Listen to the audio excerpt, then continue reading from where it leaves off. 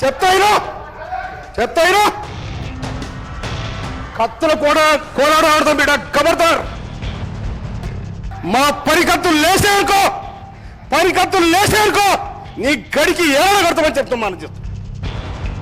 లెక్కలేని తన మీద మీరుంటే మీ గడిలో దొర్ర రోజు కూడా వస్తారు కూడా తెలుస్తారు. నేను కేటీఆర్ గారు మీకు హరీష్ రావుతో పొలిటికల్ ప్రమాదం గుర్తుపెట్టుకోరు. ఎందుకంటే నీ చెల్లె ఒక వికెట్ ఎగిరిపోయింది, నీ పని బట్టే ఖాయం.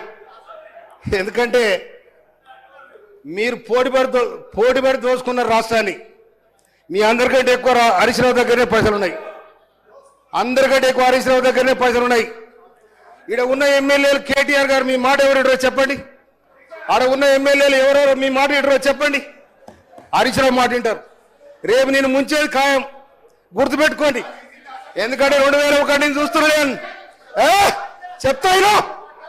చెప్తాయినా మీరు గౌరవ కేసీఆర్ గారి మీద ఇట్లా కత్తులు కూడా కోలాడ ఆడతాం బిడ్డ కబర్తారు.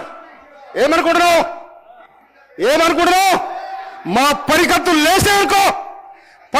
లేసేనుకో నీ గడికి ఏడ కడతామని చెప్తామని చెప్తున్నా. ఎవరు బెదిరిస్తున్నావు? అందుకోసమనే దళితులంటే గిరిజనులంటే లెక్కలేని తన మీద మీరుంటే మీ గడిలో దొర్ర రోజు కూడా వస్తారు కూడా తెలుస్తారు. నేను అందుకోసమనే ఇమ్మీడియట్లీ అధ్యక్ష వాళ్ళు కడియం సిఆర్ గారికి బేస్ చెప్తా క్షమాపణ చెప్పాలని డిమాండ్ చేస్తా ఉన్నా నేను.